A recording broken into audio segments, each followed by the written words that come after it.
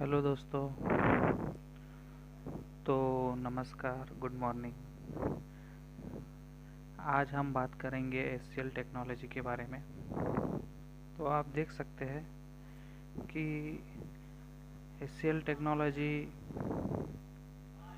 14 अक्टूबर को 2.17% से भागा है और गैप अप ओपनिंग के साथ शुरुआत हुई थी।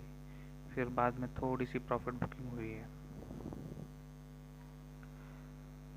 तो इतने दिनों से आईटी सेक्टर में बहुत ही बड़ी भारी गिरावट हुई है, बट अभी जैसे जैसे कंपनी के रिजल्ट्स बाहर आ रहे हैं और कंपनियां अच्छा परफॉर्म कर रही है, वैसे वैसे स्टॉक का प्राइस भी ऊपर जा रहा है।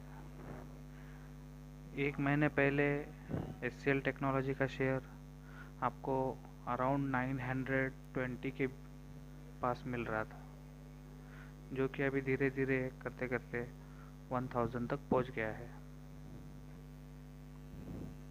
तो हम लोग एचसीएल टेक्नोलॉजी क्यों भाग रहा है, तो हम लोग उसके बैलेंस शीट पे आ जाते हैं। तो आप देख सकते हैं, मैंने एचसीएल टेक्नोलॉजी की जो स्क्रीन है बैलेंस शीट की वो ओपन कर ली है। तो यहाँ पे मार्केट कैपिटलाइजेशन 2,72,000 करोड़ के आसपास दिखाई दे रहा है। करंट प्राइस जो है वो 1000 है और इसने जो हाई लगाया है वो 1350 के अराउंड है और जो लो है वो नियरली 900 है। तो जो स्टॉक का पी है वो 19.7 है और जो आरओई है और आरओसी है वो डिसेंट दिखाई दे रहे हैं 22-25 का। फेस वैल्यू कंपनी का 2 है और डिविडेंड यील्ड जो है कंपनी का वो 3.79 है। तो ये कंपनी का सबसे बड़ा फ़ायदा ये है कि ये कंपनी के पास जो कैश आता है वो कैश ये कंपनी अच्छी तरह से डिस्ट्रीब्यूट करती है, प्लस ये एक प्रॉफिटेबल कंपनी है और ग्रोथ कंपनी है। तो अगर आपको कोई कंपनी चाहिए जो आपको अच्छा खासा कैश भी दे, साइड इनकम, और आपका शेयर प्राइस का अच्छा खासा एप्रिसिएशन भी हो, तो एचसीएल टेक्नोलॉजी एक अच्छी कंपनी है उस हिसाब से। अगर हम लोग पी देख लेते हैं, प्राइस देख लेते हैं, तो ये अपने 200 डेमा के नीचे ट्रेड कर रहा है और आप देख सकते हैं कि पिछले एक साल में इसमें अच्छी खासी गिरावट हुई है और इसका जो 900 का जो लेवल है वो एक अच्छा बाइंग लेवल है। 900 का इसने 2 बार वहाँ पे सपोर्ट लिया है और अगर आप पिछले 5 साल का चार्ट देख लेते हैं तो 2020 में कोरोना क्रैश में ये अच्छा खासा गिरा था नीचे, बट उसके बाद इसका जो कमबैक है वो भी बहुत ही ज़बरदस्त कमबैक है। और उसके पहले भी आप देख सकते हैं कि इसका जो चार्ट है वो नीचे से ग्रोइंग मोड में है, ऊपर नीचे करके वो ऊपर ही जा रहा है। सिर्फ 2020 के बाद वो थोड़ा तेज़ भागा है, उसी के कारण आईटी सेक्टर ने अभी बड़ा करेक्शन भी दिखाया है। तो डिमांड बहुत ज़्यादा थी आईटी सेक्टर की स्टॉक्स की, तो अभी वो रिजनेबल प्राइस पे मिल रहे हैं।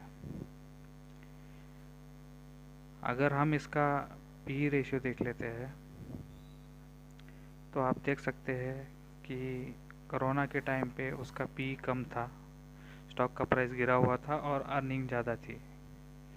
उसके बाद स्टॉक का प्राइस बढ़ गया because of high demand, but earning उतनी नहीं थी, अर्निंग गिर गई थी थोड़ी बहुत। बट फिर से अर्निंग वापस से स्टेबलाइज हुई है, अर्निंग पर शेयर 30 तक जा गया है और अभी कंपनी का जो पी है वो कम हो गया है।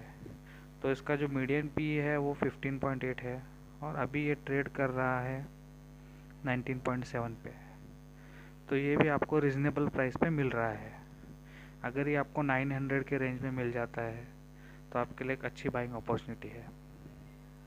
बाकी कंपनी डिविडेंड अच्छा पे करती है और कंपनी अपने कॉम्पिटिटर्स में भी अच्छा परफॉर्मेंस दे रही है। अगर आप कंपनी की सेल्स देखेंगे तो ये 24,000 करोड़ की है अप्रॉक्सीमेटली और एक्सपेंसेस 20,000 करोड़ के है। तो कंपनी का जो ऑपरेटिंग प्रॉफिट है वो अराउंड 5,000 करोड़ का है और कंपनी का जो नेट प्रॉफिट है वो अराउंड 3,400 करोड़ का है। तो ईयर बाय ईयर कंपनी ने अच्छा ही परफॉर्मेंस दिखाया है। अगर आप कंपनी का ईयरली परफॉर्मेंस देखोगे तो पिछले 10 साल से अगर हम 2011 से कंपेयर करें तो आप देख सकते हैं कि कंपनी का नेट प्रॉफिट पहले 1,600 था, फिर 2,400 हुआ, फिर 4,000 हुआ, फिर 5,000 हुआ, फिर 8,000 हुआ, फिर 8,000 रहा, फिर 10,000, 11,000, फिर 11 से 13,000।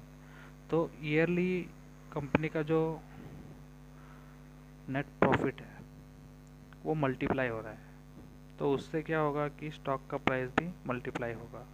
तो 1,000 का 13,000 पहुंच गया है तो it is multiplied by 13 times हो गया है। तो आप देख सकते हैं वही आपको रिफ्लेक्ट होगा स्टॉक प्राइस CAGR में। स्टॉक का जो CAGR है वो पिछले 10 साल में 21% से बढ़ा है, राइट। तो पिछले एक साल में ये गिरा है तो ये हमें एक अच्छी बाइंग अपॉर्चुनिटी देता है। 21% CAGR स्टॉक मार्केट में एक बहुत अच्छा CAGR माना जाता है। Anything about 15% is very good. उसके बाद अगर हम यहाँ पे रिजर्व्स पे आ जाते हैं तो कंपनी के जो रिजर्व्स थे 2011 में वो सिर्फ 7,500 करोड़ के थे। वो भी ज़्यादा ही थे, बट अगर अभी का करंट सिनेरियो देखोगे तो 7.5 से 60,000 हुआ है। तो इट इज़ ड्रास्टिक चेंज पिछले 10 साल में। तो इससे आप अंदाज़ा लगा सकते हैं कि ये कंपनी और किसी भी छोटी कंपनी को बाय कर सकती है या फिर और दूसरी कंपनी भी खड़ी कर सकती है। तो ये फ़ायदा होता है कैश रिच कंपनी में रहने का। दूसरी बात, जो कंपनी हमें कैश देती हो, हमारा पॉजिटिव नेट फ्लो इंक्रीज़ करती हो और प्लस उसका शेयर प्राइस भी बढ़ता हो, भले ही वो थोड़ा धीरे धीरे हो या थोड़ा फास्ट हो, पर बढ़ता रहे। उसके बाद आप देख सकते हैं कंपनी की बोरोइंग्स। तो कंपनी की जो बोरोइंग्स है वो लॉन्ग टर्म बोरोइंग्स थोड़ी सी बढ़ते हुए नज़र आ रही है और short term borrowings it is around 62 crore. तो इट इज़ निग्लिजिबल। ये कंपनी के पास कैश बहुत ज़्यादा है और ये अपने बोरोइंग्स कभी भी कम कर सकते हैं। बिजनेस करने के लिए कर्जा उठाना बुरी बात नहीं है, अनलेस एंड अनटिल आप उस कर्जे को अच्छे से यूटिलाइज कर सको, जो कि SCL टेक्नोलॉजी पिछले कई सालों से करते आ रही है। उसके बाद हम चलते हैं कंपनी के प्रमोटर्स होल्डिंग पे। अगर आप देखोगे तो प्रमोटर्स होल्डिंग पिछले कई सालों से इट इज़ अराउंड 60%। और जो इसके मेन प्रमोटर है मैक्सिमम होल्डिंग वो सुंदरी इन्वेस्टमेंट दिल्ली प्राइवेट लिमिटेड,